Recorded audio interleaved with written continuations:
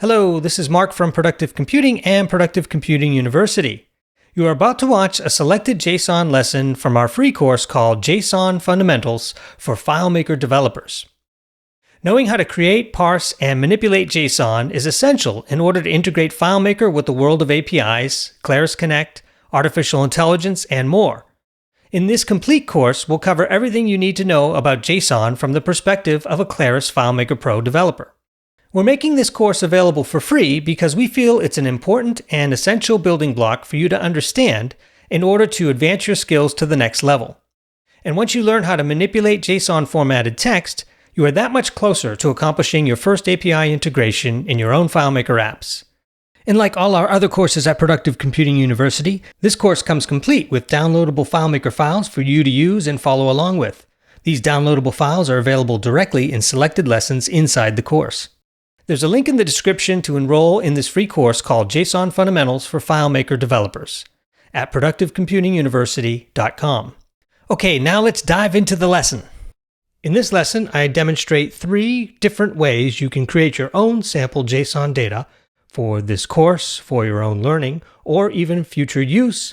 You could even use it for sample testing data. Lots of flexibility when you can create your own sample JSON. So let's dig in. First, I have ChatGPT, the paid version. I'm using Model 4.0 Mini, which is brand new as of this recording. And here is my prompt for that. Create sample data. I need 20 contacts with fields for first, last, email, company, website. And then we need a field for skills.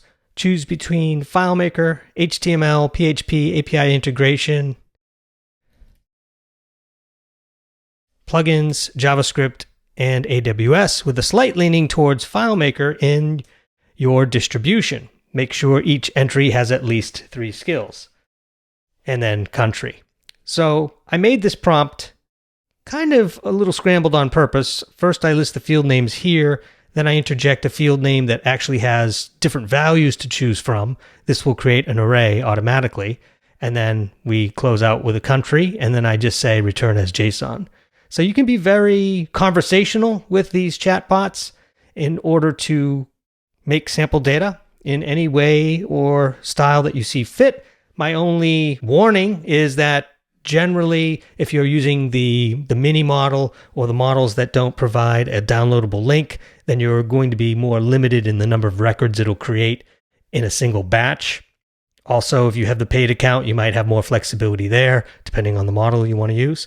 But these large language models do a great job at creating fake sample data in the exact specifications you require. So I'm starting out with that. Let me just return that.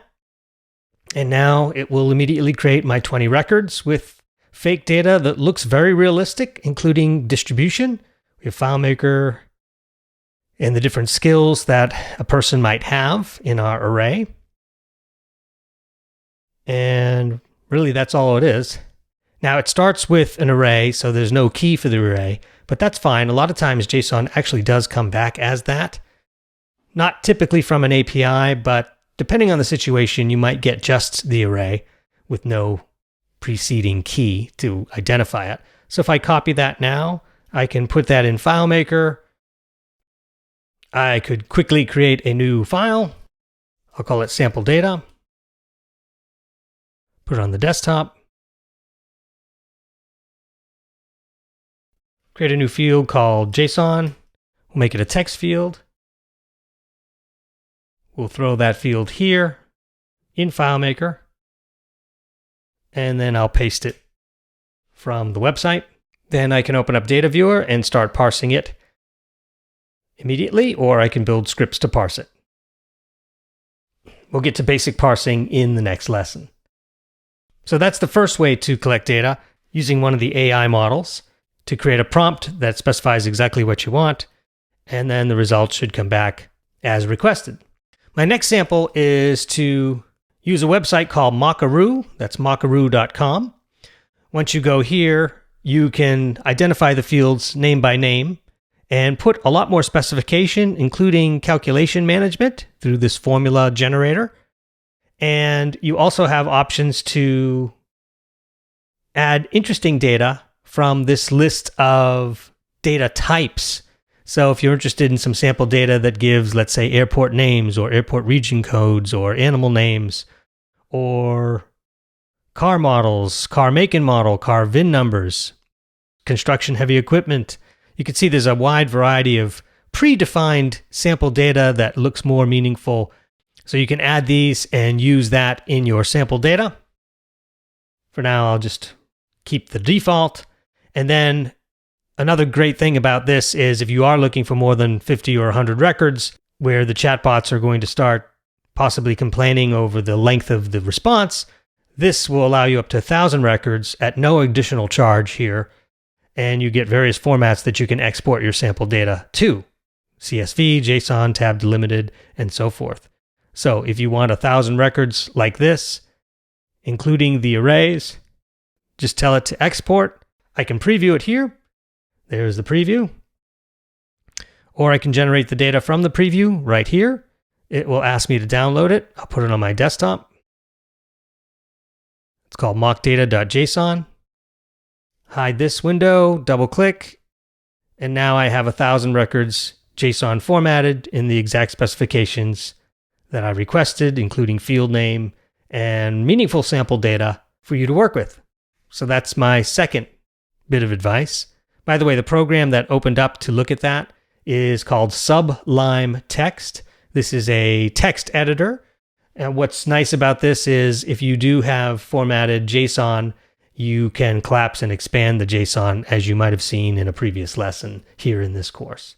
So I've been using Sublime Text. Another popular one is BB Edit, which is a text-based editor.